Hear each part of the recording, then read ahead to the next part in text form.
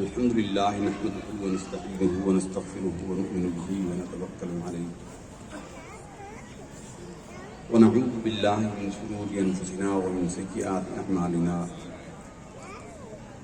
من يهده الله فلا مضل له ومن يضلل فلا هادي له ونشهد أن لا إله إلا الله وحده لا شريك له ونشهد أن سيدنا وسندنا ونبينا وحبيبنا وشفيعنا محمدا عبده ورسوله أما بعد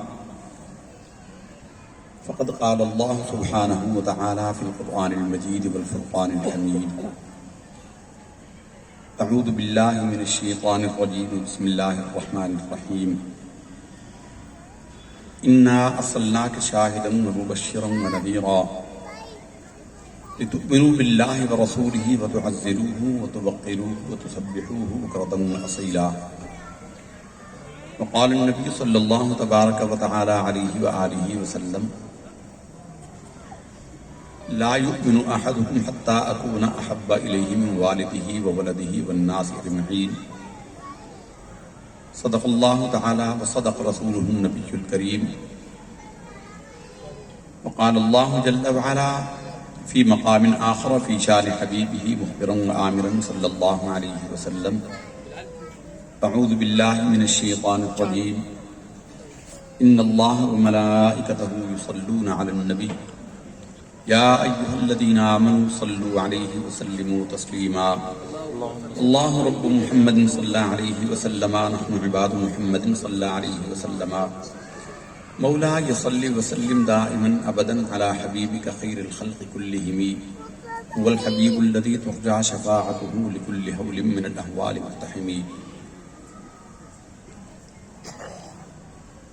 ما ان مدحت محمدا بمقالتي لكن مدحت مقالتي بمحمدی. حسان ابن ثابت رضی اللہ تعالی عنہ فرماتے ہیں کہ ہم اپنی گفتگو سے سرکار کی شان میں کوئی اضافہ نہیں کر سکتے، بلکہ حضور کے ذکر سے ہمارے کلام میں حسن پیدا ہو جاتا ہے. سرکار وہ ہیں، ہمارے بھائی اکرم وحید صاحب کو اللہ تعالیٰ نے پوتی کی نعمت عطا کی. انہوں نے سرکار کا میلاد منایا. ان پر جب بھی اللہ کا کوئی انعام ہوتا ہے تب بھی یہ میلاد کرتے ہیں.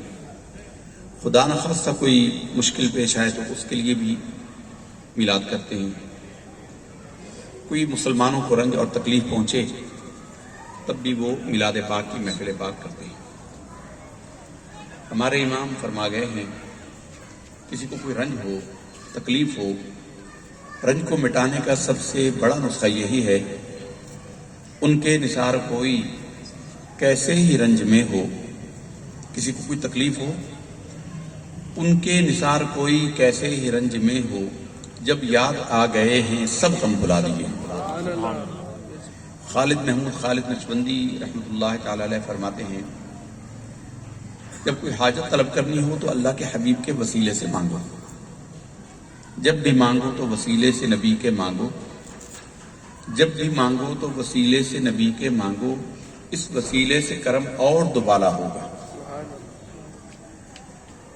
انما انا قاسم واللہ یعطی. بے شک اللہ عطا کرتا ہے، حضور تقسیم کرتے ہیں. اللہ کی سبھی نعمتیں اپنے حبیب اللہ تعالیٰ اپنے حبیب کے در سے تقسیم فرماتا ہے. بہرحال چونکہ رات کافی ہو گئی ہے اور نعت خوان حضرات نے خوب عشق مصطفیٰ صلی اللہ علیہ وسلم سے آپ کے دلوں کو گرمایا ہے. مختصراً بطور تبرک کے چند کلمات آپ کی خدمت میں پیش کر کے آپ سے اجازت چاہیں گے. ہم اکثر احباب سے یہ معلوم کرتے ہیں، کسی جگہ جاتے ہیں تو معلوم کرتے ہیں کہ بتاؤ تو کہ ایمان لانے کے بعد، کلمہ پڑھنے کے بعد سب سے پہلا فریضہ انسان پر کیا عائد ہوتا ہے؟ ایک مسلمان پر ایمان لانے کے بعد سب سے کیا چیز فرض ہوتی ہے؟ تقریباً ہر جگہ یہی جواب ہوتا ہے اور ہمارا گمان ہے کہ آپ کے اپنے دل میں بھی یہی ہوگا کہ کلمہ پڑھنے کے بعد سب سے پہلا فریضہ نماز کی صورت میں انسان پر عائد ہوتا ہے. نماز پہلے فرض ہوتی ہے سب سے پہلے. اکثر لوگوں کا یہی گمان ہے اور ہمارا اس میں یہی گمان ہے کہ آپ حضرات کا بھی یہی خیال ہوگا. لیکن قرآن مجید فرقان حمید میں اللہ رب العزت نے ایسا نہیں فرمایا. اللہ رب العزت نے فرمایا ہے کہ سب سے پہلا فریضہ جو مسلمان ہونے کے بعد ایک مسلمان پر عائد ہوتا ہے وہ اللہ کے حبیب صلی اللہ علیہ وسلم کی تعظیم و توقیر ہے. حضور کی بارگاہ کا ادب و احترام ہے. یہ پہلا فریضہ ہے. انا ارسلناک شاہدا ومبشرا ونذیرا، اے حبیب صلی اللہ علیہ وسلم ہم نے آپ کو بھیجا ہے خوشخبری سنانے والا، ڈر سناتا ہوا. لتؤمنوا باللہ ورسولہ، تاکہ لوگ آپ پر ایمان لائیں اور اللہ پر ایمان لائیں. لتؤمنوا باللہ ورسولہ، اللہ کا ذکر بطور پروٹوکول ہے. اور یہ بھی ایک بات ہم آپ کے سامنے بیان کر دیں، ایمانیات کی ترتیب کے اعتبار سے محمد الرسول اللہ پہلے ہے، لا الہ الا اللہ اس کے بعد ہے. ترتیب ایمانیات میں محمد الرسول اللہ پہلے ہے، لا الہ الا اللہ بعد میں ہے. لیکن درجے میں اللہ رب العزت بڑا ہے، مالک ہے، خالق ہے، حضور کا رب ہے، تو اللہ کا ذکر پہلے ہے. اس لیے لا الہ الا اللہ محمد الرسول اللہ پڑھا جاتا ہے. اور علماء نے اس میں ایک اور عجیب نقطہ بیان کیا. اللہ کو اپنے حبیب صلی اللہ علیہ وسلم سے محبت ہی اتنی ہے کہ اللہ نے اپنے حبیب کے قول کو پہلے بیان فرمایا اور اپنا قول بعد میں بیان فرمایا. کچھ نہ تھا، اللہ کے سوا کچھ نہیں تھا. اول ما خلق اللہ نوری، سب سے پہلے اللہ نے میرے نور کو پیدا کیا. سرکار دو عالم صلی اللہ علیہ وسلم پیدا ہوئے تو سب سے پہلے اللہ رب العزت کی بارگاہ میں سجدہ ریز ہوئے. پہلی صدا جو اس کائنات میں گونجی وہ تھی لا الہ الا اللہ، اے اللہ تیرے سوا کوئی معبود نہیں ہے. اللہ نے جواب میں فرمایا محمد الرسول اللہ صلی اللہ علیہ وسلم، اے محمد تو اللہ کا رسول ہے. سب سے پہلی صدا کائنات میں گونجی اور سب سے پہلے اللہ کی وحدانیت کی گواہی اللہ کے حبیب صلی اللہ علیہ وسلم نے دی. تو اللہ نے اپنے حبیب کی بات کو پہلے رکھا. لا الہ الا اللہ پروٹوکول میں بھی پہلے ہے، درجے میں بھی پہلے ہے، اور حضور کی زبان سے نکلا ہوا الفاظ ہیں. تو اللہ تعالیٰ کو اپنے حبیب کی بات اتنی پسند ہے. اب دیکھیے تھوڑی سی عربی جاننے والا وہ جانتا ہے سورہ اخلاص جس کو سورہ توحید بھی کہا جاتی ہے، اس میں ہے قل هو اللہ احد اللہ الصمد لم یلد ولم یولد ولم یکن له کفوا احد. عربی جاننے والا، تھوڑی سی جاننے والا بھی یہ بات جانتا ہے کہ اگر قل ہٹا دیا جائے، اللہ احد اللہ الصمد، اللہ ایک ہے، اللہ بے نیاز ہے، لم یلد ولم یولد، نہ کسی سے جنا گیا نہ کسی کو اس نے جنا، ولم یکن له کفوا احد، تو کوئی اس کا ہمسر نہیں ہے. بات بالکل مکمل ہے. یہودی بھی اللہ کو ایک ہی مانتے ہیں، عیسائی بھی اللہ کو ایک ہی مانتے ہیں. آگے اللہ کی بیوی اور بیٹا بنائیں وہ الگ بات ہے، اللہ کو ایک ہی مانتے ہیں. اور ہمیں کہنے دیجئے کہ ہندو بھی جن کے ہزاروں بھگوان ہیں، ایشور کے نام سے اللہ کو وہ بھی ایک ہی مانتے ہیں. ہندو میتھالوجی میں ایشور ایک ہے. تو کوئی شخص اگر آج یہودی ہونے کے ناطے، عیسائی ہونے کے ناطے یا کسی بھی مذہب کا پیروکار ہونے کے ناطے اللہ کی وحدانیت کی گواہی دے دے تو کیا اللہ تعالیٰ کے ہاں اس کی توحید مقبول ہوگی؟ اللہ کے ہاں اس کی توحید مقبول نہیں ہوگی، ہو نہیں سکتی. اس لیے ہمارے امام نے فرمایا کہ حضور کا مقام وہ ہے قل کہہ کے اپنی بات بھی منہ سے تیرے سنی، قل کہہ کے اپنی بات بھی منہ سے تیرے سنی، کتنی ہے اللہ کو تیری گفتگو پسند. اب قل اللہ نے لگایا، سب سے پہلے اے حبیب تو کہہ کے اللہ ایک ہے. تیرے کہے پر جو کہے گا کہ وہ اللہ ایک ہے میں اس کی توحید کو قبول کروں گا، جو تیرے در سے نہیں آئے گا میں اس کی توحید کو بھی قبول نہیں کروں گا. سبحان اللہ. تو سرکار دو عالم نور مجسم صلی اللہ علیہ وسلم کو اللہ نے بھیجا. بلکہ سچی بات یہ ہے، علماء اس بات کو جانتے ہیں، پڑھے لکھے لوگ بھی جانتے ہیں، ایمان اور کفر ہے کیا.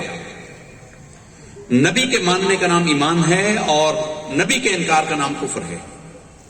عام لوگ سمجھتے ہیں کہ کلمہ پڑھنا، اللہ کو ماننا اور اللہ کو نہ ماننا کفر و ایمان ہے۔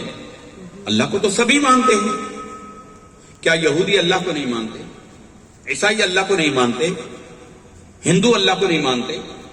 تمام مذاہب والے اللہ کو مانتے ہیں اپنے اپنے تصورات کے مطابق، لیکن ویسے نہیں مانتے جیسے اللہ کے حبیب نے اللہ کا تعارف کرایا ہے۔ اللہ کو وہ توحید بھی قبول نہیں ہے جو اللہ تعالیٰ کے حبیب کے بغیر کوئی شخص اللہ کی بارگاہ تک پہنچنے کا ارادہ کرے۔ لتؤمنوا حضور، کیونکہ حضور کا ایمان رکھنا قرآن مجید میں اللہ نے اسی کو ایمان کہا ہے، اور اس کا انکار کرنا، اور انکار کا مطلب صرف زبان ہی سے نہیں۔ دیکھیے مشرکین بھی محمد بن عبداللہ مانتے تھے، مشرکین بھی محمد بن عبداللہ مانتے تھے۔ مشرکین کے لیے عقل کے اعتبار سے جو سب سے مشکل عقیدہ تھا وہ آخرت کا عقیدہ تھا۔ آخرت کو نہیں مانتے تھے۔ حضور کو تو وہ صادق و امین بھی مانتے تھے، بس آخرت ان کی سمجھ میں نہیں آتی تھی، اس لیے انکار کر بیٹھے۔ ورنہ وہ کہتے تھے جہاں صادق الوعد الامین، سچا امین آ گیا۔ حضور کو محمد بن عبداللہ وہ بھی مانتے تھے۔ منافقین وہ محمد الرسول اللہ مانتے تھے۔ قرآن مجید اس پر شاہد عادل ہے۔ رب کریم فرماتا ہے اذا جاءك المنافقون قالوا نشهد انك لرسول الله والله يعلم انك لرسوله والله يشهد ان المنافقين لكاذبون۔ اے حبیب صلی اللہ علیہ وسلم، یہ منافق آپ کے پاس آتے ہیں اور کہتے ہیں کہ ہم گواہی دیتے ہیں کہ آپ اللہ کے رسول ہیں۔ اذا جاءك المنافقون قالوا، کہتے ہیں نشہد انک لرسول اللہ، ہم گواہی دیتے ہیں کہ آپ اللہ کے رسول ہیں۔ واللہ یعلم انک لرسولہ، اور اللہ اس بات کو خوب جانتا ہے کہ یقیناً آپ اللہ کے رسول ہیں۔ واللہ یشہد ان المنافقین لکاذبون، لیکن اللہ یہ گواہی دیتا ہے کہ یہ منافق ضرور جھوٹے ہیں۔ حیرت کی بات ہے، وہی بات رب فرما رہا ہے، وہی بات منافقین کہتے ہیں، لیکن رب فرماتا ہے کہ یہ جھوٹے ہیں، یہ دل سے نہیں مانتے، حضور کو ان کی شان کے مطابق نہیں مانتے۔ اور قرآن مجید کی صورت میں ان کی نشانیاں بتائی گئی ہیں۔ ایک آیت ہے وَإِذَا قِيلَ لَهُمْ تَعَالَوْا يَسْتَغْفِرْ لَكُمْ رَسُولُ اللَّهِ لَبَّوْا رُءُوسَهُمْ وَرَأَيْتَهُمْ يَصُدُّونَ وَهُمْ مُسْتَكْبِرُونَ۔ جب انہیں کہا جائے کہ آؤ رسول کی طرف، کہ رسول تمہارے لیے اللہ سے استغفار کریں، رسول اللہ تعالیٰ سے تمہارے لیے مغفرت چاہیں، تو یہ سر کو جھٹکتے ہیں اور کہتے ہیں ہم تو ڈائریکٹ والے ہیں، حضور کے بارگاہ میں نہیں آتے، حضور کے ذریعے اللہ تک نہیں پہنچتے۔ لبوا رؤوسہم، سر کو جھٹکا دیتے ہیں، ورأیتہم یصدون وہم مستکبرون، اور اے دیکھنے والے تم ان کو دیکھو گے کہ حضور کے پاس آنے سے روکتے ہیں اور تکبر کرتے ہیں۔ اب دیکھیے حضور کو مانا، لیکن حضور کی شانوں سے نہ مانا تو اللہ نے کہا کہ یہ بکواس کرتے ہیں، جھوٹے ہیں۔ اس لیے حضور کو ان کی شانوں کے مطابق ماننا یہ ایمان کا بنیادی تقاضا ہے۔ ایمان ہے ہی حضور کے ماننے کا نام، اور ایمان سے نکلنا ہے ہی حضور کی شانوں کے بغیر ان کو ماننے کا نام۔ قرآن مجید میں اللہ رب العزت فرماتا ہے فَلَمَّا جَاءَهُمْ مَا عَرَفُوا كَفَرُوا بِهِ فَلَعْنَةُ اللَّهِ عَلَى الْكَافِرِينَ۔ پھر جب وہ جانے پہچانے نبی اور رسول ان کے پاس آ گئے، جن کے آنے سے پہلے جن کے وسیلے سے یہ دعائیں مانگتے تھے، جن کو یہ پہچانتے تھے، فَلَمَّا جَاءَهُمْ مَا عَرَفُوا، وہ آگئے ان کے پاس جن کو یہ پہچانتے تھے، کفروا بہ، ان کا انکار کر دیا، فلعنت اللہ علی الکافرین، تو ان کافروں پر اللہ کی لعنت ہے۔ تو ہم یہ بات واضح کرنے میں امید ہے کامیاب ہو گئے کہ ایمان جو ہے وہ نبی کو ماننے کا نام ہے اور ان کی شانوں کے ساتھ ماننے کا نام ہے۔ اور ان کی شان میں سب سے بڑی بات جو قرآن مجید میں اللہ رب العزت نے فرمائی ہے، سب سے پہلی چیز وہ ہے تعظیم و توقیر، بارگاہ مصطفی صلی اللہ علیہ وسلم کا ادب و احترام کرنا۔ حضور نبی کریم صلی اللہ علیہ وسلم کی بارگاہ کا معاملہ ایسا نازک ہے، وہ کتنی خوبصورت بات کہی ہے کسی نے کہ با خدا دیوانہ باش و با محمد ہوشیار۔ اللہ کے معاملے میں دیوانگی چل جاتی ہے، بلکہ اللہ کو پسند آتی ہے۔ بیت اللہ کا طواف کرواتا ہے، دیوانہ وار چکر لگاتے رہو، کوئی مقصد سمجھ نہیں آتا، اللہ چاہتا ہے۔ لباس فاخرہ اتروا دیا، سروں سے ٹوپیاں عمامے ہٹوا دیے، پیروں سے جوتے نکلوا دیے، اور طواف کرو، دیوانہ وار گھومو پھرو۔ لیکن اللہ کے حبیب کا معاملہ آ جائے، اللہ نے فرمایا ادب گاہیس دیر آسماں از عرش نازک تر، نفس گم کر دمی آیت جنید و بایدیدی جا۔ حضور کی بارگاہ کا ادب کا مقام وہ ہے کہ یہاں اونچی آواز سے سانس لینا بھی کمال بے ادبی ہے۔ جنید و بایزید جیسی ہستیاں اپنی سانس کی آواز بلند نہیں کرتی۔ تو حضور نبی کریم صلی اللہ علیہ وسلم کی بارگاہ کا ادب جو ہے، عروہ بن مسعود ثقفی کا واقعہ کسے یاد نہیں؟ آپ نے یقیناً سنا ہوگا، کئی مرتبہ سنا ہوگا۔ صحابہ کرام حضور کا ادب کیسے کرتے تھے؟ صحابہ کرام جیسا ادب کرتے تھے نا، اس زمانے کے منافقین ان کو بے وقوف کہتے تھے۔ قرآن مجید میں اللہ رب العزت نے فرمایا ہے وَإِذَا قِيلَ لَهُمْ آمِنُوا كَمَا آمَنَ النَّاسُ، جب انہیں کہا جائے کہ ایمان لاؤ جیسا کہ اور لوگ یعنی صحابہ ایمان لائے، قالوا کہتے ہیں أَنُؤْمِنُ كَمَا آمَنَ السُّفَهَاءُ، کیا ہم ان بے وقوفوں کی طرح ایمان لے آئیں؟ أَلَا إِنَّهُمْ هُمُ السُّفَهَاءُ، سن لو کہ یہی جاہل بے وقوف ہیں، وَلَكِنْ لَا يَشْعُرُونَ، لیکن انہیں سمجھ نہیں اس بات۔ وہ کہتے تھے یہ کیسی بات ہے، محمد صلی اللہ علیہ وسلم ان کو حکم دیتے ہیں، جان کا حکم دیتے ہیں، جان قربان کر دیتے ہیں، مال طلب کرتے ہیں، مال پیش کر دیتے ہیں، وقت مانگتے ہیں، وقت دے دیتے ہیں، صلاحیتیں مانگتے ہیں، ہر شے قربان کر دیتے ہیں، حتیٰ کہ اپنی عقل کو بھی قربان کر دیتے ہیں۔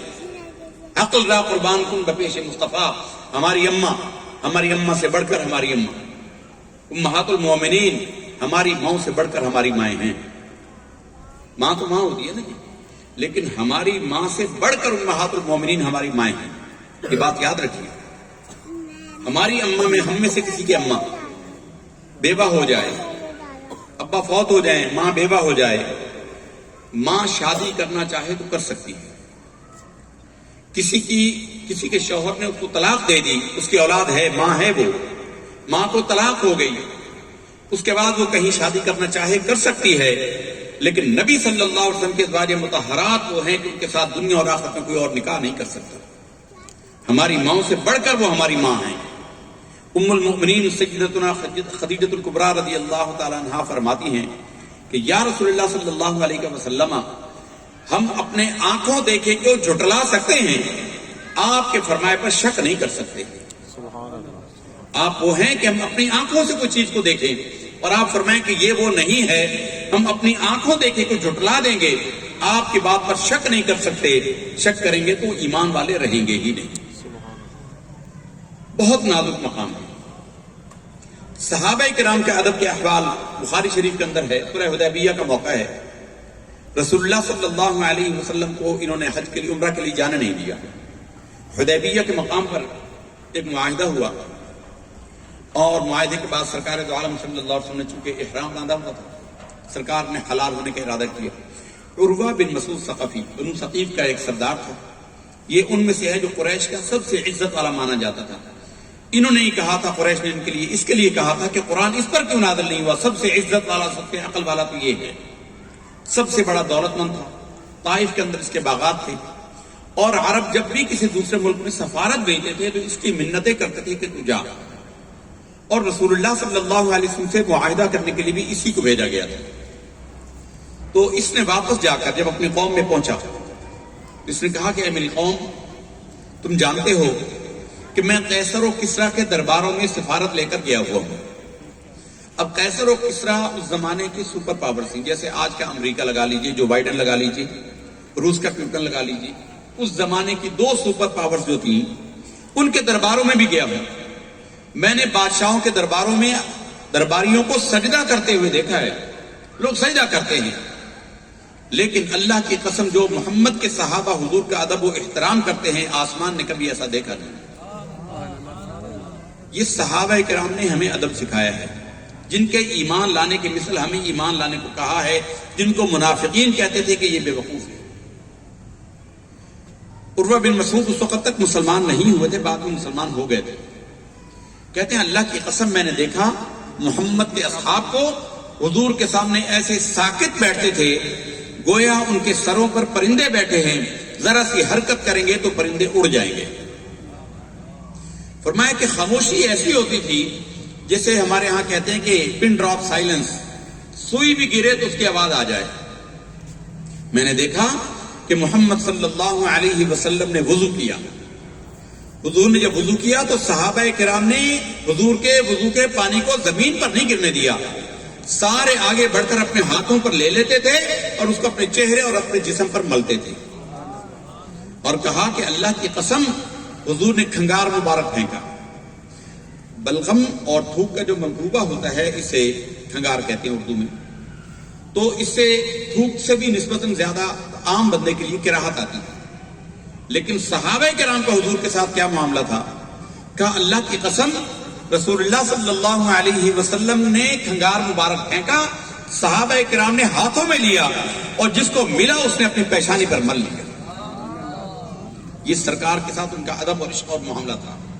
فرمایا کہ پھر سرکار نے حلق کروایا، یعنی سر پر اس طرح پھروایا، حلال ہونا تھا، احرام کھولنا تھا، سر پر اس طرح پھروایا۔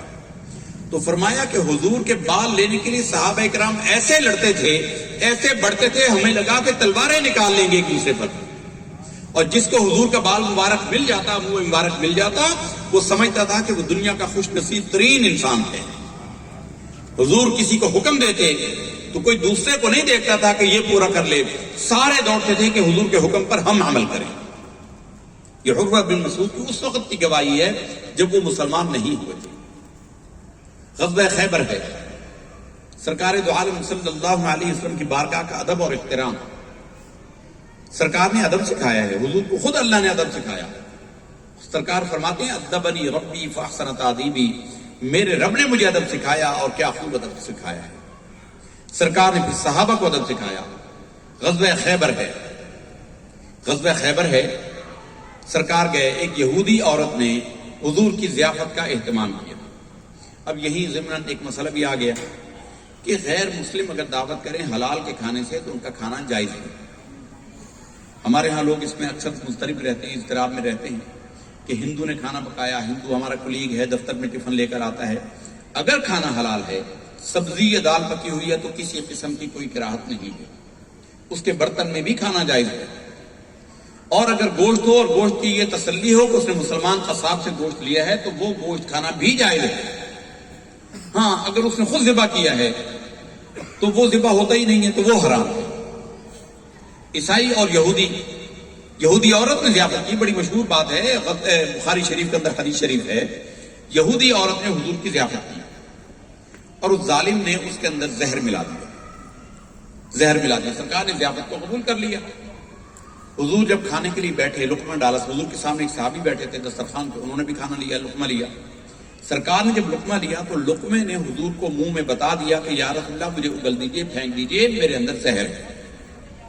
سرکار کو لقمے نے بتا دیا، سرکار نے لقمہ پھینک دیا، لیکن صحابی نے لقمہ نہیں پھینکا، انہوں نے اس کو نگل لیا، اور جیسے ہی لقمہ انہوں نے نگلا تڑپنے لگے۔ وہ تڑپنے لگے تو حضور نے اسے کہا کہ تو نے دیکھا نہیں کہ اس کے اندر زہر ہے اور میں نے لقمہ نکال دیا تھا، تو نے کیوں نہیں نکالا؟ ان کا یا رسول اللہ صلی اللہ علیہ وسلم میں نے بھی آپ کو دیکھ لیا تھا اور زہر کا مجھے بھی پتہ لگ گیا تھا، لیکن اللہ کی قسم اگر میں آپ کے سامنے نکالتا، ابکائی کرتا، طے کرتا تو آپ کی طبیعت پر گراں گزرتا، آپ کو ناگوار گزرتا، آپ کو تکلیف سے بچانے کے لیے میں نے وہ لقمہ نگل لیا اور میں اپنی جان اپنے رب کے حضور پیش کرتا۔ سبحان اللہ، سبحان اللہ۔ یہ حضور کی بارگاہ کا ادب تھا، یہ اللہ نے اپنے حبیب کے صحابہ کرام کے ذریعے ہمیں سکھایا ہے۔ سرکار دو عالم صلی اللہ علیہ وسلم کی بارگاہ کا جتنا ادب کیا جائے، بلکہ ادب کا مقام جو دین میں ہے وہ ایسے ہے جیسے جسم میں روح کا مقام ہے۔ آپ دیکھیں کہ جب کوئی شخص فوت ہوتا ہے، اس کی میت سامنے پڑی ہے، بیوی رو رہی ہے کہ شوہر چلا گیا، عورت ہے تو شوہر رو رہا ہے کہ میری بیوی چلی گئی، بچے روتے ہیں ہماری ماں چلی گئی، کوئی اس کو لال بھجکڑ کہتا نہیں ہے کہ بھائی تیرا ابا تو سامنے پڑا ہوا ہے، یہ تیرا بھائی تو سامنے پڑا ہوا ہے، تو کیسے کہتا چلا گیا؟ کوئی کہے تو وہ اسے کہے گا اللہ کے بندے، عقل کے اندھے، اس کی روح نکل گئی ہے۔ حضور نبی کریم صلی اللہ علیہ وسلم کی بارگاہ کا ادب، اس کا مقام دین کے اندر ایسے ہے جیسے دین کے اندر روح، جیسے انسان کے جسم کے اندر روح ہے، اگر ادب نکل گیا ساری کی ساری عبادتیں غارت ہو جاتی۔ یہ محض خوش عقیدگی کے لیے نہیں کہہ رہے، یہ معاملہ اتنا نازک ہے۔ اللہ رب العزت نے خود قرآن مجید میں فرمایا ہے، اللہ نے قرآن مجید میں فرمایا لا ترفعوا اصواتکم فوق صوت النبی، ولا تجهروا له بالقول كجهر بعضكم لبعض ان تحبط اعمالكم وانتم لا تشعرون. اے ایمان والو، میرے حبیب کے سامنے آپس میں اونچی آوازوں میں باتیں نہ کرنا. جیسے عام وقتوں میں تم ایک دوسرے کے سامنے باتیں کرتے ہو، آواز اونچی نہ کرنا. کہیں تم نے ایسا کیا تو عمل تمہارے سارے غارت ہو جائیں گے اور تمہیں خبر نہیں ہوگی. یعنی یہ وہ جرم ہے، عمل غارت ہو گئے. اے اللہ، نماز تو تیرے لیے پڑھی تھی، تیرے نبی کی نماز نہیں پڑھی.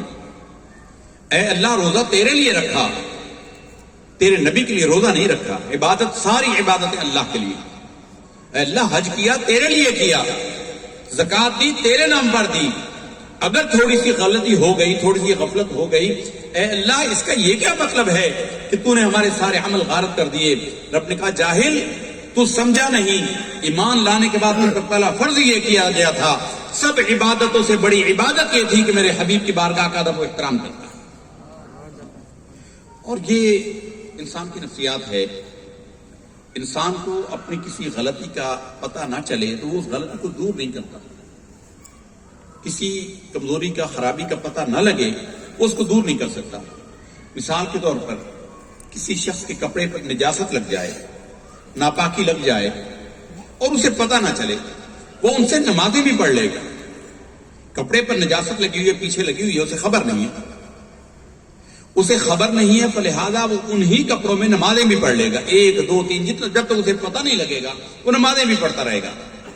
یعنی لا علمی کی وجہ سے اس کی نمازیں بھی نہ ہوں، اس کا کپڑا ناپاک ہے اور وہ نمازیں بھی پڑھ رہا ہے کیونکہ اسے اس کی خبر نہیں ہے.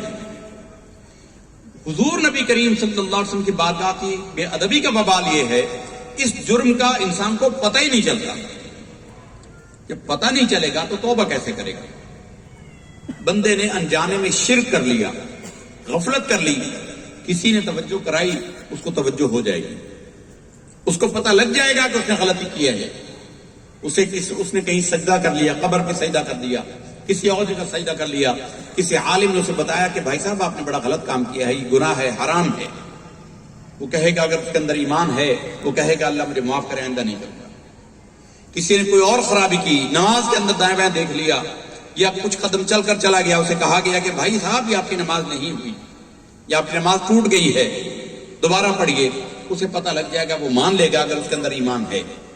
لیکن اللہ فرماتا ہے کہ میرے حبیب کی بارگاہ کی بے ادبی کا ادنا ترین وبال یہ ہے کہ بندے کو خبر ہی نہیں ہوتی. وانتم لا تشعرون. چنانچہ آپ اس بات کے گواہ ہیں، اپنے دائیں بائیں دیکھ لیجئے، جو بے ادب ہے ان کو کبھی توبہ کی توفیق ہوتی ہی نہیں ہے.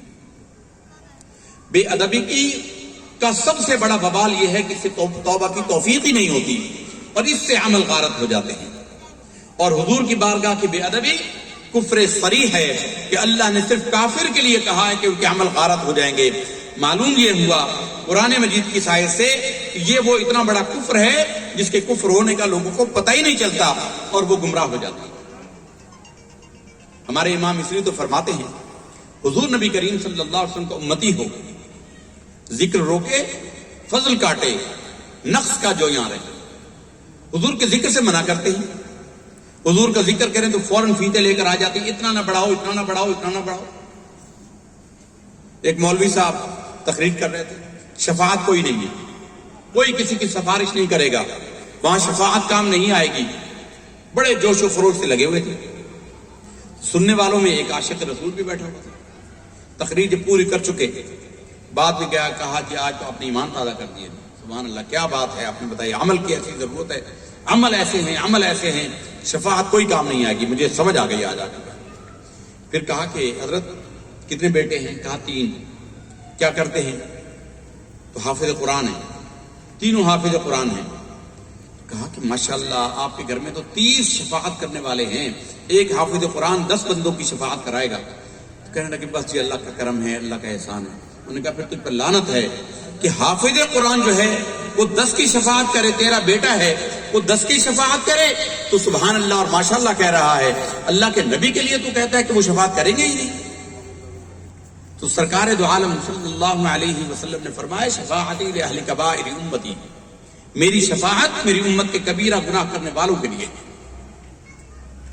نبی کریم صلی اللہ علیہ وسلم کی شفاعت سب سے بڑی شفاعت شفاعت کبریٰ ہے. قیامت میں ہر نبی کو ہٹا دے گا، لیکن سرکار بلائیں گے کہ آؤ یہاں آؤ، انا لہا، میں یہاں ہوں، آؤ میں اللہ کے حضور تمہاری سفارش کرتا ہوں. تو یہ اسی کے حق میں ہوگی جو آج حضور کو ان کی شانوں کے ساتھ مانتا ہے. آج لے ان کی پناہ، آج مدد مانگ ان سے، آج لے ان کی پناہ، آج مدد مانگ ان سے، پھر نہ مانیں گے قیامت میں اگر مان گیا. کبھی تم نے غور کیا کہ اللہ تعالیٰ قیامت قائم کیوں کرے گا؟ قیامت کیوں قائم کرے گا؟ قیامت کو حساب لگے گا نا، میدان لگے گا. کس لیے لگے گا؟ اللہ تعالیٰ عالم الغیب والشہادہ، اللہ ظاہر و پوشیدہ، اور پوشیدہ ہمارے لیے، اللہ سے تو کوئی شے پوشیدہ ہے ہی نہیں. عالم الغیب والشہادہ ہے، وہ ظاہر و موجود اور پوشیدہ ہر شے کا جاننے والا ہے. اور المقسط اس کا نام ہے، عدل کرنے والا، العدل اس کا نام ہے. اللہ کے اسماء میں عدل ہے. عادل اللہ کا نام نہیں، عادل نبی صلی اللہ علیہ وسلم کا نام ہے. اللہ کا نام العدل ہے، المقسط ہے. اللہ تعالیٰ مقسط ہے، انصاف کرنے والا، اور اللہ کو علم بھی ہر ایک کا ہے. تو اللہ تعالیٰ میزان لگائے گا کیوں؟ اللہ چاہے اپنے علم کے مطابق فیصلہ کر دے، یہ نیک لوگ ادھر ہو جائیں، یہ برے لوگ ادھر ہو جائیں، یہ جہنمی ہیں، یہ جنتی ہیں، اللہ فیصلہ فرما دے. اللہ کے فیصلے کے خلاف اپیل کہاں کرے گا؟ اللہ کے فیصلے کے خلاف اور اللہ کے یہاں ظلم کا امکان ہی نہیں ہے. اللہ نے خود فرمایا ہے وَمَا لَيْسَ بِظَلَّامٍ لِّلْعَبِيدِ، اللہ اپنے بندوں پر ظلم کرتا نہیں. تو اللہ تعالیٰ اپنے علم پر فیصلہ کر دیتا، اللہ کے فیصلے کو چیلنج کون کر سکتا ہے؟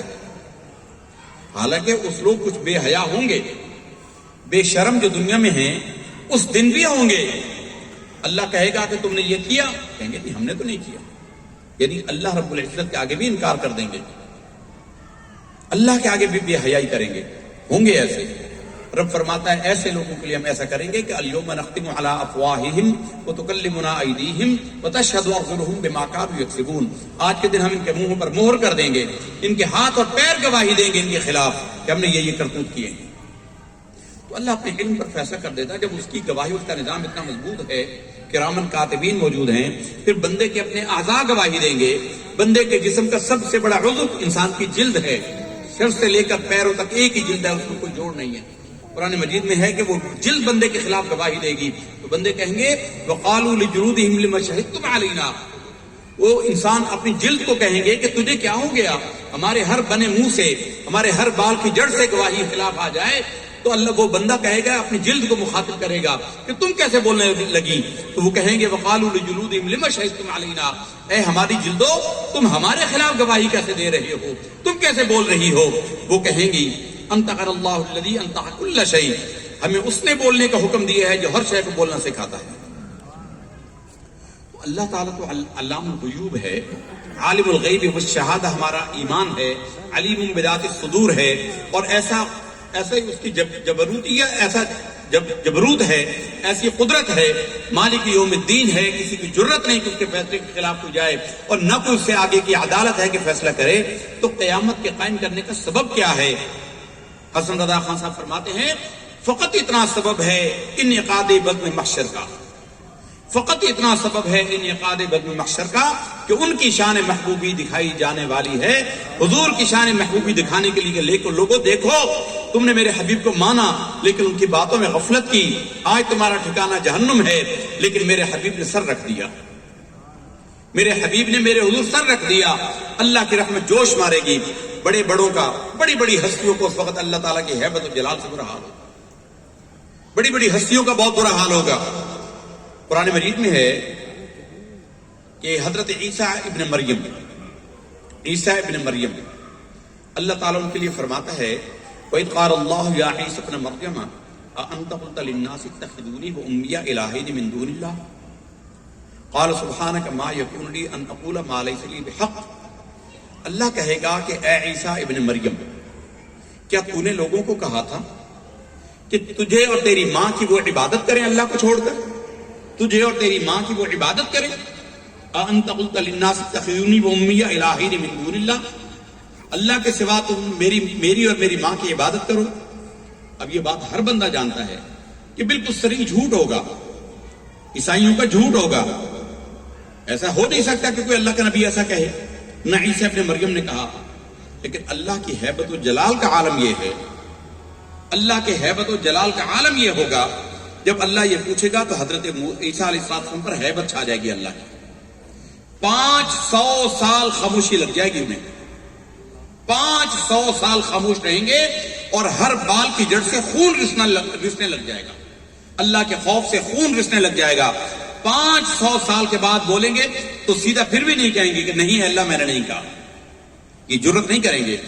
قال, وہ کہیں گے سبحانک ما یکون لی ان اقول ما لیس لی بحق, اے اللہ پاکی تیری ذات کو ہے, مجھے یہ میرے لائق ہی نہیں تھا کہ میں ان کو ایسی بات کہتا جس کا کہنے کا مجھے حق ہی نہیں. مطلب سیدھی بات تھی نا کہ اے اللہ میں نے نہیں کہا, یا اے اللہ تو جانتا میں نے ایسا نہیں کہا. لیکن 500 سال اللہ کی ہیبت و جلال کا عالم ہوگا. 500 سال تو ان سے کلام نہیں کیا جائے گا, اور 500 سال کے عرصے میں ان کے بالوں کے ہر جڑ سے خون نکل آئے گا. اس عالم میں اللہ کے حبیب صلی اللہ علیہ وسلم اللہ کے حضور سجدہ ریز ہوں گے, سجدے میں سر رکھیں گے اور پڑے رہیں گے. اور سرکار فرماتے ہیں اللہ اس دن کے لیے خاص مجھے ہم کے ایسے کلمات عطا کرے گا جو اللہ نے ابھی کسی کو عطا نہیں کیے, جو اللہ نے ابھی مجھے بھی نہیں دیے. قیامت میں اللہ تعالیٰ مجھے عطا کرے گا. میں ان کلمات سے اللہ کی حمد کروں گا تو اللہ فرمائے گا, اللہ کی رحمت جوش میں آ جائے گی.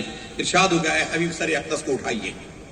ارفع راسک یا حبیب صلی اللہ علیہ وسلم, سل توتی, مانگیں, اپنا سر اٹھائیں, سوال کریں کیا چاہتے ہیں, جو چاہتے ہیں وہ دو. تو سرکار فرماتے ہیں کہ میں پھر اللہ کے حضور میں پہلا ہوں گا جو اللہ کے حضور شفاعت کروں گا. تو برادران گرامی, حضور کی شانوں کے مطابق حضور کو ماننا یہ بدعقیدگی کا دور ہے. لوگوں نے اب دین کا علم جو ہے وہ انٹرنیٹ سے حاصل کرنا شروع کر لیا. یوٹیوب سے علم حاصل کرتے ہیں. کہیں کوئی وکیل ہے, کہیں کوئی ڈاکٹر ہے, کہیں کوئی انجینئر ہے. حالانکہ اگر کوئی مذہبی معاملہ ہو, دینی معاملہ ہو, تو اس کا پوچھنے کا حق عالم دین سے ہے. عالم دین بتائے گا, اور علماء میں بھی صحیح عقیدے والا عالم ہونا ضروری ہے. اچھا, انجینئرنگ کا کام ہو نا تو لوگ مولوی صاحب سے نہیں پوچھتے. مکان کا نقشہ بنانا ہو تو مولوی صاحب سے نہیں پوچھتے. بیمار ہو گیا تو مولوی صاحب سے نہیں پوچھتے, ڈاکٹر کے پاس جاتے ہیں. ایک اللہ کے حبیب کا دین ایسا لابارس ہو گیا, بے کسیش الدین احمد, ہیج خیش و یار نیز, ہر کسے باکار خود بادین احمد کار نیز. حضور کا دین لابارس ہو گیا. بے کسیش الدین احمد, ہیج خیش و یار نیز, کوئی اس کا ہمدرد و غمگسار نہیں. ہر کسے باکار خود بادین احمد کار نیز, ہر ایک کو اپنے کاموں کی پڑی ہے. حضور کے دین سے کسی کو مطلب ہی نہیں. ہر کسو ناقص سے کپڑا خریدنا ہو تو 10 دکانیں چھانٹی کریں گے, 10 دکانوں میں تلاش کریں گے, بھاؤ تاؤ کریں گے. دین ایسا ہو گیا کہ جہاں سے ایک بات ملتی ہے اس کو اٹھا کے لے کر اٹھ پڑتے, چل پڑتے ہیں اور اس کو ایمان کا حصہ بنا لیتے ہیں, اور مولوی حضرات سے, علماء سے لیتے ہیں. کہ دین کا معاملہ برادران گرامی بہت نازک ہے. دین کا معاملہ بہت نازک ہے. سب سے نازک معاملہ دین کا معاملہ ہے. حضور نبی کریم صلی اللہ علیہ وسلم نے ارشاد فرمایا, المرء علی دین خلیلہ فلینظر احدکم من یخاللہ. ہر بندہ اپنے دوست کے دین پر ہوتا ہے, بدعقیدوں سے دوستی نہ رکھا کرے, اس کا اثر تجھ پر پڑ جائے گا. بدعقیدوں کے ساتھ دوستی نہ رکھیں, ان کے ساتھ بیٹھنا اٹھنا چھوڑ دیں. ایسے لوگوں کے پاس بیٹھیں کہ تمہیں حضور نبی کریم صلی اللہ علیہ وسلم کی محبت کا درس دیں, حضور کی بارگاہ کا ادب و تعظیم کا درس دیں. حضور نے فرمایا ہر بندہ اپنے دوست کے طریقے پر ہوتا ہے, بس تم غور کر لو کہ تم کس کے ساتھ دوستی رکھے ہوئے ہو. عالم دین کے علاوہ کسی کو دین پر رائے دینے کا حق نہیں ہے. اور ان میں بھی جو مستند عالم دین ہوں, صحیح العقیدہ ہوں. یہ رہی کہ تھوڑی سی عربی کی عبارت پڑھ لی, اسے ناسخ و منسوخ کا بھی علم نہیں ہے, اس کی علم کی گہرائیوں کا بھی اسے پتہ نہ ہو, اور ہم اس کی باتوں کو, یار یہ حدیث جو آج دنیا کمال کرتا ہے. ہمارے میڈیا نے بڑی تباہی کی ہے. ہم نے خود کچھ عرصہ پہلے ٹیلی ویژن پر ایک بحث چلی متع کے حوالے سے. وہ بٹھا دیتے ہیں, ایک سنی عالم ہے, ایک دوسرا عالم ہے, ایک شیعہ عالم ہے, بٹھا دیتے ہیں, ان سے تکرار 5-6 ہفتے ان کا ڈائلاگ کروایا. 5-6 ہفتوں کے بعد اس نے کنکلوڈ کیا, ان کا لوگوں آپ نے سب علماء کی رائے کو سن لیا, اب فیصلہ عوام کریں کہ اس کو کیا کرنا ہے. اب بتائیے اس سے بڑی جہالت کوئی ہو سکتی ہے کہ عوام فیصلہ کرے گی؟ دین کے معاملات میں سب علماء کے آراء آگے فیصلہ بان کرے. علماء دین کے ساتھ جو نبی کریم صلی اللہ علیہ وسلم کی عشق و محبت کا درس دیتے ہوں ان کی صحبت میں بیٹھیے. بدعقیدگی کی باتیں ہمارے کانوں میں نہ پڑیں، یہ دل میں سیاہی لے آتی ہیں. امام غزالی رحمۃ اللہ تعالی علیہ کتنے بڑے امام ہیں، اتنے بڑے امام ہیں کہ عالم ارواح میں نبی کریم صلی اللہ علیہ وسلم نے اپنی امت کے علماء میں سے ان کو نمائندہ عالم کے طور پر موسیٰ کے سامنے پیش کیا تھا. موسیٰ علیہ السلام نے عالم ارواح میں جب سرکار معراج میں تشریف لے گئے، ابھی حضرت امام غزالی پیدا نہیں ہوئے تھے، عالم ارواح کا معاملہ ہے. عالم ارواح میں تو حضور کی ایک حدیث ہے، ان العلماء ورثۃ الانبیاء، میری امت کے علماء ہو گئے 5 منٹ. ان العلماء ورثۃ الانبیاء، بے شک علماء جو ہے وہ انبیاء کے وارث ہیں. اور حضور نے فرمایا علماء امتی کا انبیاء بنی اسرائیل، میری امت کے علماء بنی اسرائیل کے انبیاء کے مثل ہیں. اب جو سطحی ذہن ہوتے ہیں نا، جن کے ذہن چھوٹے ہوتے ہیں، جن کا کام اعتراض کرنا ہوتا ہے، وہ کہتے ہیں مولوی صاحب نے کیا بات کر دی تھی، نبی کے برابر کر دی اس امت کے علماء کو. نبی تو بڑی بات ہے، کسی صحابی کے خاک پاک کو کوئی نہیں پہنچتا، یہ بات یاد رکھیے، یہ کلیہ ہے. حضرت سیدنا امیر معاویہ رضی اللہ تعالی عنہ، ان پر کچھ لوگ زبان طعن کھولتے ہیں، ان پر کوئی لوگ زبان طعن ان پر طعنے کرتے ہیں. اور عمر بن عبد العزیز وہ ہیں جن کو پہلی صدی کا مجدد مانا گیا ہے. بنو امیہ کے ہیں، اور بنو امیہ کے ہونے کے باوجود اتنے بڑے مجدد ہیں پہلی صدی کے کہ شیعہ بھی ان کو مجدد مانتے ہیں. ان کو 5واں خلیفہ راشد بھی مانا جاتا ہے. تو عبداللہ بن مبارک سے پوچھا گیا، عبداللہ بن مبارک رضی اللہ تعالیٰ عنہ سے پوچھا گیا کہ حضرت عمر بن عبد العزیز کا درجہ بڑا ہے یا امیر معاویہ کا درجہ بڑا ہے؟ وہ سیدھے ہو کر بیٹھے، انہوں نے کہا تم برابری کی بات کرتے ہو، اللہ کی قسم امیر معاویہ رضی اللہ تعالیٰ عنہ کے گھوڑے کے نتھرے میں جو مٹی پڑ گئی تھی، گرد پڑ گئی تھی، وہ بھی عمر بن عبد العزیز سے افضل ہے. یعنی ہزاروں لاکھوں قطب غوث ابدال کٹھے ہو جائیں، ایک صحابی کے درجے کو نہیں پہنچتے. حضور نے فرمایا لوگو، میرے صحابہ کا شان اور مقام یہ ہے، اگر تم میں سے کوئی احد پہاڑ کے برابر سونا اللہ کے راستے میں خرچ کر دے، میرے صحابی نے ایک مٹھی جو خرچ کیے ہوں، وہ جو کے برابر وہ سونے کے پہاڑ نہیں پڑے گا. یہ صحابی کی بات ہے، تو نبی کی شان تو کیا ہوگی؟ تو یہ مطلب نہیں ہے کہ اس امت کے علماء کا مقام نبیوں جیسا ہے، بلکہ ان کے ذمے کام وہ ہے. ختم نبوت، حضور پر نبوت ختم ہو گئی، اب کار نبوت باقی ہے، تو قیامت تک حضور کا پیغام پہنچانا اس امت کے علماء کی ذمہ داری ہے. ان معنوں میں فرمایا علماء امتی کا انبیاء بنی اسرائیل، میری امت کے علماء کی مثال ایسے ہے جیسے بنی اسرائیل کے نبیوں کی، کہ وہ اپنے نبیوں کا، اپنے پچھلے نبی کا پیغام آگے پہنچاتے تھے. حضور کا پیغام اس امت کے علماء کی ذمہ داری ہے. اس لیے حضور نے ان کو اپنا وارث کہا. تو سرکار نے جب یہ کہا تو حضرت موسیٰ نے اللہ کے نبی سے عرض کیا کہ یا رسول اللہ، آپ نے اپنی امت کے علماء کی اتنی بڑی شان بیان کی ہے، کوئی عالم ملائیں تو صحیح اپنی امت کا، کسی عالم کو تو ملائیں. تو حضور نے غزالی کو بلایا، امام محمد غزالی. عالم کتنے بڑے ہیں اندازہ کر لیں. حضور نے قیامت تک کے اپنی امت کے علماء میں ان کو نمائندہ کے طور پر چنا. وہ آئے تو حضرت موسیٰ نے سلام نے پہل کی. سلام میں جو پہل کرتا ہے اس کا درجہ بڑا ہوتا ہے. حضرت موسیٰ نے سلام میں پہل کی، السلام علیکم. انہوں نے کہا وعلیکم السلام ورحمۃ اللہ تعالی وبرکاتہ، اور ٹھہر ٹھہر کر لمبا لمبا کر کے کہا. تو حضرت موسیٰ نے کہا، اور موسیٰ بڑے جلالی پیغمبر تھے. موسیٰ کے جلال میں آتا ہے کہ جب ان کو غصہ آتا تھا، غضب آتا تھا، تو ان کی ٹوپی میں آگ لگ جاتی تھی. شب معراج اللہ سے اونچی آواز میں کلام کر رہے تھے. حضور نے پوچھا کہ اے جبریل، یہ کون اونچی آواز سے بول رہا ہے؟ کہا موسیٰ ہے، اپنے رب سے ہم کلام ہیں. کہا اللہ سے اتنی اونچی آواز؟ کہا کہ ان کے رب نے ان کو بنایا ہے، ان کا رب ان کو جانتا ہے، اللہ نے ان کو رعایت دی ہوئی. ایسے جلالی پیغمبر ہیں موسیٰ. امام غزالی آئے، انہوں نے کہا السلام علیکم. انہوں نے کہا وعلیکم السلام ورحمۃ اللہ تعالی وبرکاتہ، لمبا کر کے جواب دیا. اب موسیٰ نے کہا کہ غزالی، یہ کیا قرینہ ہے؟ میں نے چھوٹا سا سلام کہا تم وعلیکم السلام کہہ دیتے، اتنا لمبا جملہ کیوں کہا؟ اس نے کہا کہ امام غزالی نے کہا حضور معذرت چاہتا ہوں، اللہ نے آپ سے اتنا ہی پوچھا تھا وما تلک بیمینک یا موسیٰ، موسیٰ تیرے ہاتھ میں کیا ہے؟ چھڑی تھی. ایک چھڑی تھی، عصا تھا، تو آپ یہ کہہ دیتے کہ چھڑی ہے، آپ نے کیا جواب دیا؟ رب فرماتا ہے قرآن میں قال ہی عصای اتوکأ علیہا واہش بها علی غنمی ولی فیہا معارب اخری، اے اللہ یہ میرے ہاتھ میں میرا عصا ہے اور میں اس سے بیریوں کے پتے جھاڑتا ہوں اور میں اس سے اپنی بکریوں کو کھلاتا ہوں اور میں اس کے ساتھ ٹیک لگا کر بھی بیٹھتا ہوں اور کچھ اور کام بھی کرتا ہوں. تو اے موسیٰ آپ نے اللہ سے اتنا لمبا کلام کیوں کیا تھا؟ تو موسیٰ جلال میں آگے انہوں نے ان کو چھڑیاں ماری، 2 یا 3 چھڑیاں ان کی پشت پر ماری. سرکار نے کہا ادب یا غداری، غداری مقام ادب ہے، اللہ کے نبی سے ہم کلام، چپ ہو جاؤ. ان کو انہوں نے چھڑیاں ماری. حضرت امام غزالی جب پیدا ہوئے نا، ان کی پشت پر وہ چھڑیوں کے 3 نشان تھے، عالم ارواح کی پڑی ہوئی چھڑیوں کے 3 نشان تھے. یہ امام غزالی فرماتے ہیں کہ میں نے بچپن میں ایک بدعقیدہ کی کوئی کتاب پڑھ لی تھی، اللہ کی قسم اس کی ظلمت اور سیاہی میں آج بھی اپنے دل میں محسوس کرتا ہوں. امام محمد ابن سیرین رحمۃ اللہ تعالی علیہ بڑے امام ہیں، محدث ہیں، بصرہ کے رہنے والے ہیں اور تعبیر الرؤیا میں تو امام مطلق ہیں. خوابوں کی تعبیر میں ان سے بڑا کوئی امام نہیں ہے.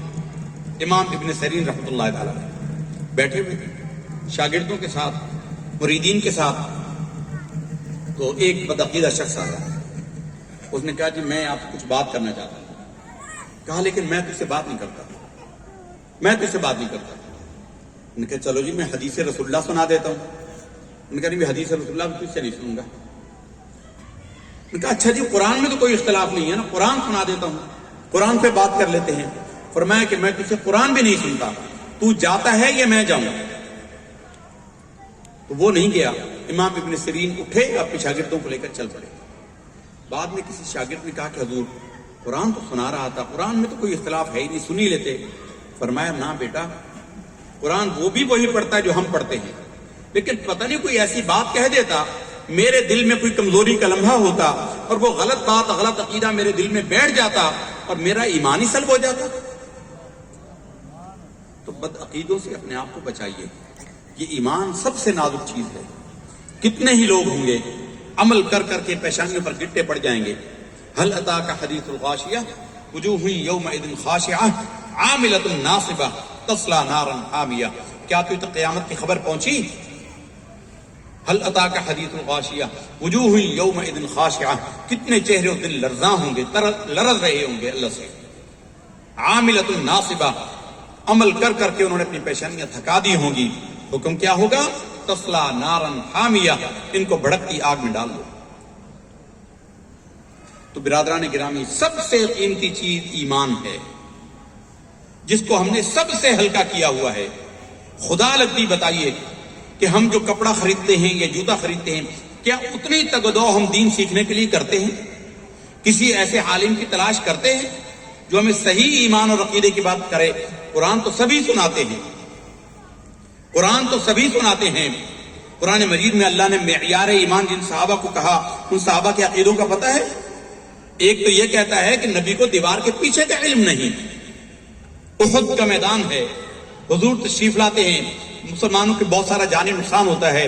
نادان اور جوہلا یہ کہہ دیتے ہیں کہ مسلمانوں کی جنگ میں شکست ہوئی. شکست نہیں ہوئی مسلمانوں کو، مسلمانوں کا نقصان بہت ہوا، مسلمانوں کا نقصان زیادہ ہوا.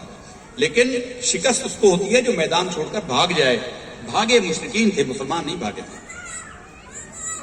مسلمان زخمی تھے، تکلیف میں تھے، مشرکین آگے گئے. انہوں نے فیصلہ، انہوں نے کہا کہ اچھا مسلمان تو آج اتنا سارا ہم نے ان کے قتل کر دیے، واپس پلٹتے ہیں، آج ان کا قصہ ہی تمام کر دیتے ہیں. حضور کو ان کے ارادوں کی خبر ہوئی. حضور نے کہا کہ یہ اس طرح کی باتیں کریں، چلو تیار ہو جاؤ، دوڑو ان کے پیچھے نکلو. جب مسلمان نکلے تو انہوں نے کہا کہ یہ اتنی زخمی حالت میں ہمارے پیچھے آ رہے ہیں. وہ بھاگ گئے ڈر کے اور انہوں نے کہا ہم اگلے سال آ کر جنگ کریں گے.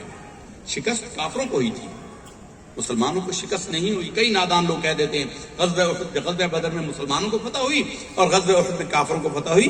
کافروں کو فتح نہیں ہوئی تھی. میدان چھوڑ کے کون بھاگا تھا دیکھنے کی بات یہ ہے. میدان چھوڑ کر مشرکین بھاگے تھے، مسلمان نہیں بھاگے تھے. تو سرکار دو عالم صلی اللہ علیہ وسلم کے ساتھ حضور نے لوگوں کی رائے کا احترام کیا. بہت سارے مسلمان شہید ہوئے تو ایک خاتون دوڑی ہوئی چلی آئیں.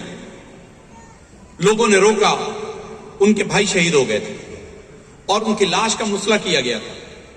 ان کی لاش کا مسئلہ کیا گیا تو وہ آئیں، ان کو پتا چلا تھا ان کے بھائی شہید ہو گئے، تو انہوں نے کہا کہ مجھے جانے دو. لوگوں نے کہا کہ تو رہنے دے، اپنے بھائی کی لاش کو تو دیکھ نہیں سکے گی، صبر نہیں کر سکے گی.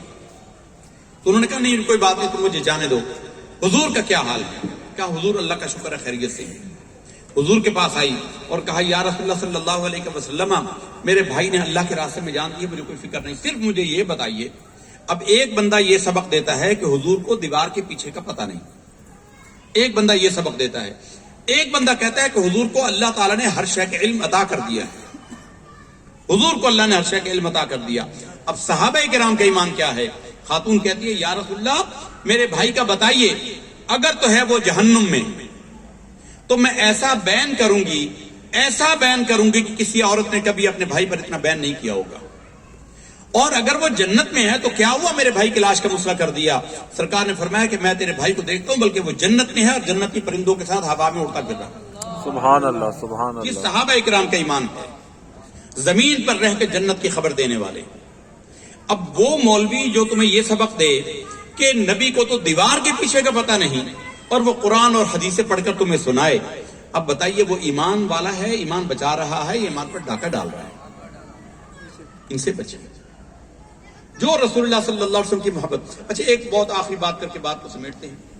قرآن مجید میں توحید اور شرک کے حوالے سے بھی بڑی بات ہوئی ہے، توحید ایمان اور شرک پر بڑی باتیں ہوئی ہیں، لیکن جہاں ان کے ساتھ معاملات ہوئے کافروں کے، یعنی توحید اور شرک کے معاملات آئے، وہاں اللہ نے لوگوں کو مخاطب کیا ہے. لیکن جب ایمان والوں سے خطاب کیا تو حضور نبی کریم صلی اللہ علیہ وسلم کی شان، عظمت اور توقیر کی بات کی. کوئی بندہ ریفرنس کوٹ کرنے کے لیے رسول اللہ کا نام لے لے، رسول اللہ کا نام لے لے کسی حدیث کو کوٹ کرنے کے حوالے سے، لیکن ساری بات اس کی شرک اور توحید پر ہو، ساری گفتگو اس کی اسی پر ہو، تو سمجھ لیجئے کہ اس کے دل میں حضور کی محبت نہیں ہے. ایمان والے بیٹھے ہیں نا جی، سارے اللہ کو ایک ماننے والے بیٹھے. اب ہم ان کو پر شرک کے اوپر گھنٹہ تقریر کر دیں، بھئی یہ تو شرک سے بچ کر آئے ہیں، شرک سے بیزار ہو کر ایمان کی پناہ میں آئے ہیں. تو ان کے سامنے حضور کی شان اور حضور کی تعریف کی بات ہونی چاہیے، حضور کے ادب اور احترام کی بات ہونی چاہیے، نہ یہ کہ ساری باتیں وہی جو اللہ نے مشرکوں کے حق میں بیان کی. یہ حضور کے زمانے میں بھی ایسے لوگ تھے، حضور کو کہنے لگے. نبی کریم صلی اللہ علیہ وسلم کو کہا اتق اللہ وعدل یا محمد صلی اللہ علیہ وسلم، اے محمد اللہ سے ڈریے اور انصاف کیجیے. یہ ایسے لوگ اس زمانے میں بھی تھے. حضور نے فرمایا دین میں ان کا کوئی حصہ نہیں ہے، نمازیں ایسی پڑھیں گے، مسجدیں بھری رہیں گی، لیکن اور تم اپنی نمازیں ان کے سامنے حقیر محسوس کرو گے. قرآن اتنا خوبصورت پڑھو گے کہ تمہیں اپنا قرآن ان کے سامنے ہیچ محسوس ہوگا، لیکن دین میں ان کا کوئی حصہ نہیں ہوگا. قرآن ان کے حلق سے نیچے نہیں اترے گا. وہ دین سے ایسے نکل جائیں گے جیسے شکار کے جسم سے تیر نکل جاتا ہے، اور تیر پر شکار کے خون کے سوا کوئی اثر نہیں ہوتا. تو برادران گرامی، یہی اس محفل کا پیغام ہے، یہی اس کا سبق ہے. نبی کریم صلی اللہ علیہ وسلم کی عشق اور محبت، ادب اور احترام جہاں سے ملے وہاں بیٹھنا شروع کرو، ان کے پاس جائیں. اقبال جیسا بندہ کہہ گیا مغز قرآن روح ایمان جان دی ہست حب رحمت للعالمین. قرآن کا مغز ہے، دین کی روح ہے، ایمان کی جان ہے رسول اللہ صلی اللہ علیہ وسلم کی محبت. سرکار دو عالم صلی اللہ علیہ وسلم کی محبت و تعظیم و توقیر وہ انجانے میں بھی جب یہ آیت نازل ہوئی نا کہ حضور کے سامنے آواز اونچی نہ کرو. ایک صحابی تھے ثابت بن قیس انصاری تھے. ان کی آواز اونچی تھی، ان کی آواز قدرتی اونچی تھی، کسی کی زیادہ اونچی آواز ہوتی، ان کی آواز اونچی تھی. ان کو جب پتا چلا کہ حضور کے سامنے اونچی آواز سے بات کرنے سے عمل غارت ہو جاتے ہیں، یہ گھر گئے اور زار و قطار رونے لگے اور رو رو کر بیوی سے کہنے لگے کہ میرے تو سارے عمل غارت ہو گئے، میرے رب نے خبر کی ہے کہ تیرے تو عمل تباہ ہو گیا، برباد ہو گئے، تو میں تو برباد و ہلاک ہو گیا. نماز کا وقت آیا، روتے رہے، مسجد نہیں گئے، گھر میں نماز پڑھی. 1 2 3 نمازیں گھر میں ہو گئی. سرکار نے چوتھی نماز میں پوچھا کہ ثابت نظر نہیں آ رہے. صحابی کو بھیجا جاؤ پتہ کر کے آؤ. وہ گئے اور انہوں نے جا کر پوچھا تو بیوی نے کہا کہ پتہ نہیں کیا بات ہوئی، جب سے آئے ہیں روئے جا رہے ہیں، کہہ رہے میرے تو عمل غارت ہو گئے. تو حضور کو بتایا، سرکار نے اسے بلایا کہ آ جا. کچھ نہیں ہوا، یہ آیت تیرے حق میں نازل نہیں ہوئی، یہ وہ ہے جو بے ادبی کی نیت سے اونچی آواز سے اور بغیر اہمیت دیے بغیر ان کی آواز میں بات کرتا ہے کہ آیت تیرے حق میں نازل نہیں ہوئی، تو میری بارگاہ کا آئندہ سے خطیب ہے۔ بس حضور نے ان کو اعلان کرنے پر لگا دیا، یہ خطیب رسول اللہ کے نام سے معروف ہوئے۔ سبحان اللہ، سبحان اللہ۔ یہ صحابہ کرام کا ایمان تھا کہ وہاں پر آواز بھی اونچی نہ ہو۔ ادب گاہے زیر آسماں از عرش نازک تر، نفس گم کر دبی آیت جنید و با یزیدی جا۔ حضور کی بارگاہ کا ادبی حافظ شیرازی کہتے ہیں، ہزار بار بشویم دہن کو خشک و گلاب، ہنوز نام ہے تو گفتن کمال بے ادبی۔ حضور کی بارگاہ کے ادب کا کوئی حق ادا نہیں کر سکتا، حضور کی بارگاہ کا کوئی حق ادا کر نہیں سکتا، لیکن جتنا ہو سکے سرکار کی بارگاہ کا ادب اور محبت کے ساتھ تذکرہ۔ سرکار دو عالم صلی اللہ علیہ وسلم لوگوں کو بنایا نا ڈاکیا، 23 سال کے لیے ڈاک لے کر آئے تھے، اللہ کا پیغام لے اور چلے گئے، ختم ہو گئی بات۔ ابریز شریف کے اندر صاحب کتاب لکھتے ہیں، بزرگ گزرے ہیں بڑے، عبدالعزیز دباغ رحمۃ اللہ تعالی علیہ، بہت بڑے روحانی بزرگ ہیں جو تصوف سے وابستگی رکھتے ہیں، وہ ان کے مقام کو جانتے ہیں۔ عبدالعزیز دباغ نے بریز شریف کے اندر لکھا کہ ایک ان کا مرید تھا، اس کو بڑا مقام مل گیا، اس کے دل سے حضور کی عظمت نکل گئی۔